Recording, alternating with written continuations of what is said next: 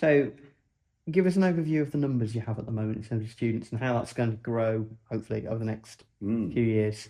Yeah, so we're at about, on campus at the moment, we're at about 1,700, 1,800 students. That continues to grow with each intake, not just the students leaving us, it's growing in total, which is a real positive and really where we want it to be. That will continue to grow. Really, the expansion programme is down and written in bold till 2032. I feel that there's no reason why it shouldn't go beyond that, but that's when the agreement is for now. And we'll see where we get to in terms of the numbers. But we're constantly looking as a senior team at what new courses we could bring in, again, that fit the remit around employability.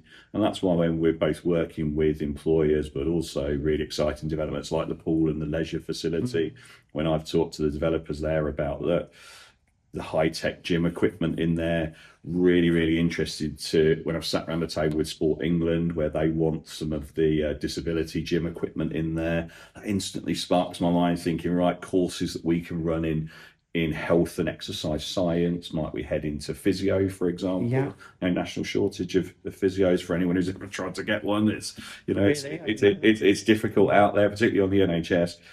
So for us to continue to grow and look to meet that need, it is really important.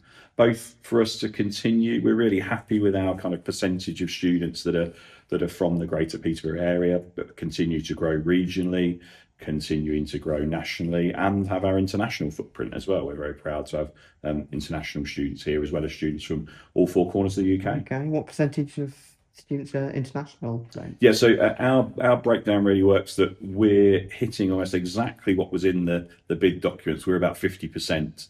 It ranges from each year from about 48% to about 52% of students from that Greater Peterborough area. Always use PE postcodes. Obviously, that takes you out as far as Hunstanton. Yes. It's not really, but that's really on mission for us. And then it breaks out into a kind of wider, almost commuter corridor of students that are with us. And then we're at about 10-12% international students. So it gives a really good flavour to our home students as well, to have that interaction with students from across the world. But still, as I say, we are still on mission around about that 50% from the wider Peterborough area. Okay, great. You we mentioned touched on it a little bit, the outskirts of it, I guess. The City of Culture bid for Peterborough. What are your thoughts on that, and how is the university supporting that? I mean, it clearly is. So, yes, very much. It's massively exciting. And as I said to you just before we started recording, it's amazing for me as a proud Peterboroughian to see this city coming together in ways such as this. And I would love to see us, of course, win the City of Culture. But even if we don't, what it shows is, and this university is an example of it, what happens, the power of Peterborough when we do all come together and we are supportive. So yeah, absolutely, the university has lent its support. We are fully behind the bid, and in any way we can be involved. We're really happy to, because I think it's such an exciting time for us, and so much good stuff going on. You know, I go back. It was great to see it just win award. You know, the Peterborough Positives Glastonbury coverage in Cathedral Square. Yes. It was genuinely one of my favourite nights of last year. Standing with my wife in the square, watching Pulp on the big screen with the sunshine. You just think, wow, this is how city life should be. And I genuinely think things like the City of Culture bid are a real show that Peterborough's moving in the right direction because we're all pulling together. Yeah, the tourism group's really done a great job with that, and in quite a sort of short period of time, I would say, from their formation, from Stuart, Rebecca, and everyone being pulled together into that. Yeah, it's like I say, something really positive to think about, isn't it? Definitely. So, yeah, and I guess I mentioned earlier on about people watching us from elsewhere outside Peterborough. And you've mentioned there that some international students come and some from outside the PE area. From your anecdotally, what do they think of the city when they come here? And what did they have any misconceptions before they arrived or anything like that? They did, John. Yeah, those horrible polls that ranked us as Britain's crappiest city. I mean, there was a point where you it doesn't happen anymore now, thankfully, but you put kind of Peterborough or certain phrases around Peterborough into Google, and that's what came up. So our first international students, very genuinely, what amazing set of people, that came. We talked to them a lot on Zoom and Teams meetings to say, it's a great place to come, and they trusted us. But they came here and said, "Oh wow, it's really nice." Yes. With what we'd expected from these surveys or things we'd read. So I think we are playing a part in changing that perception. Certainly, those international students, and again, we talk about partnership. The mayor's office, as in Peterborough Mayor's office, were great. We took those international students in to the mayor's chambers. They got to wear the robes, put the things on. They're putting those on Insta and TikTok and different other bits, and they're showing this positive image of Peterborough, how welcoming that within kind of 2 weeks they were sat in the mayor's office. They're showing that around the world, and I think both from a university perspective, but also the wider Peterborough area, for us to continue to show those positives. I really hope our students go out there and give a positive image of Peterborough, as well as this university, out to the wider world. I think they certainly do. And we maybe, and obviously you've been in Peterborough from birth, and I've been here a long time as well. Maybe we take for granted things like going to the mayor's office and things like that. And if you are from, I don't know, wherever, Southeast Asia or wherever they come from, Europe, wherever, that is something that the Lido, the cathedral. Exactly. People are like, what do you mean? You've got a exactly. Huge outdoor swimming pool sat right next to you. I know. We take it for. And then the cathedral obviously just blows people's minds. That you're like, we've got a terrace that we call the Cathedral Terrace, not least because you can stand at the front there and look across at it, and on a nice warm day, you feel like you could reach over and touch it. What an amazing thing to have in the city centre. And I think, we're great friends with the cathedral, and really look to show people that there is so much to do in this city, in whatever type of reason you're coming to the city. There's lots to do here. Yeah. Yes. Okay. So we will just briefly talk about Posh. Yeah. Yeah. What's your connection with Posh? You're more than a fan, aren't you?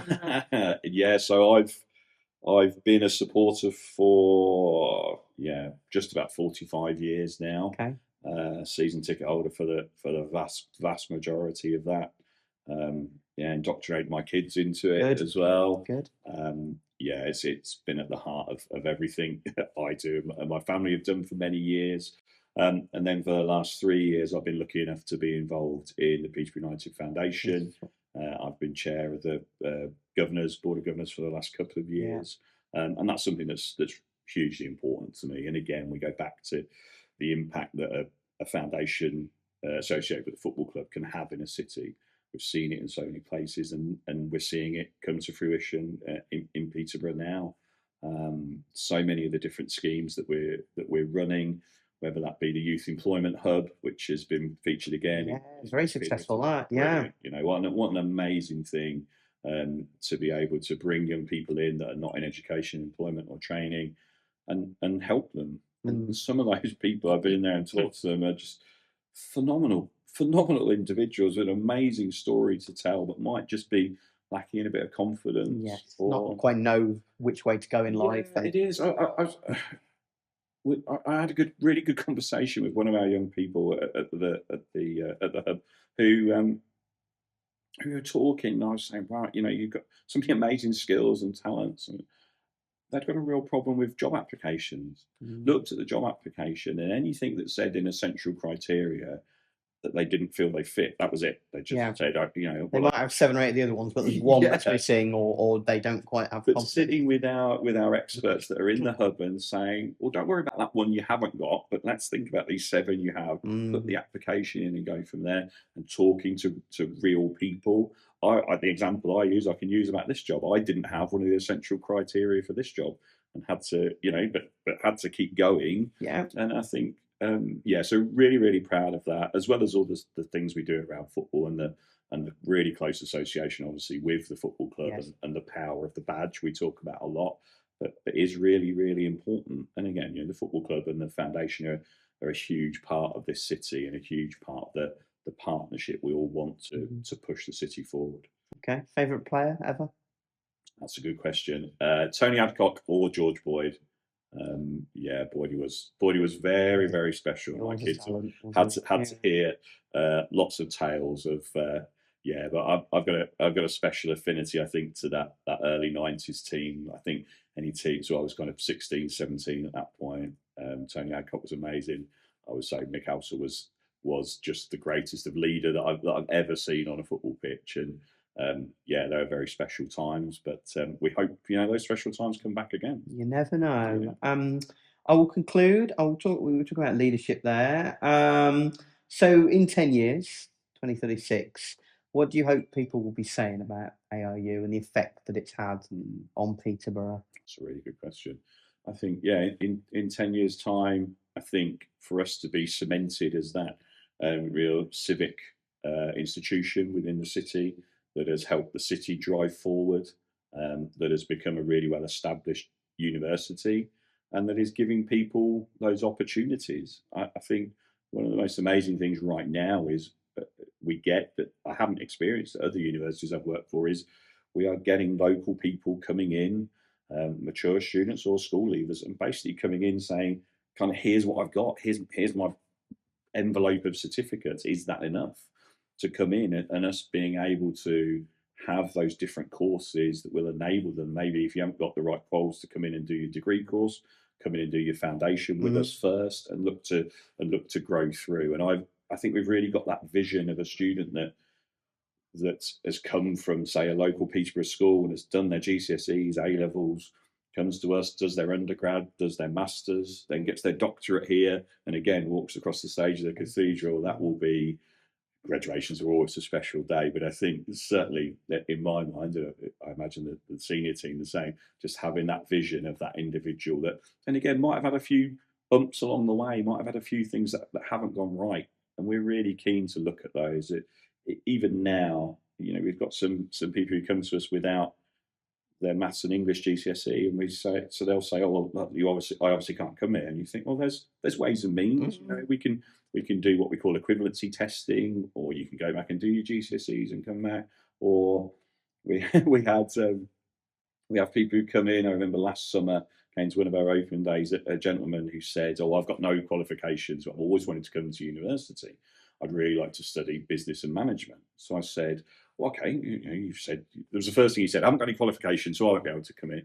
I said, well, you know, what have you done in your career? "Oh, I've run a successful business for 25 years. I'm like, yeah, come on. Yeah, we'll sign you up now. This is fine, you know. And because that's life skill. It's hugely important for a modern university such as ours to really embrace the people and its community. As I said, to keep growing, but to always be grounded in Peterborough. This is the University of Peterborough. This is the city's university. And like I said before, you know, when you come in, you see no gates, no barriers. That's really on purpose because we want people to wander in. This isn't a place that's here just for the students that are signed up at the moment, or the staff, you know, we're behind a wall, don't come to us. This is, by its very nature of the partnership that created it, is the city's university, and that we want that to continue to grow. Excellent. Thank you. Thank you.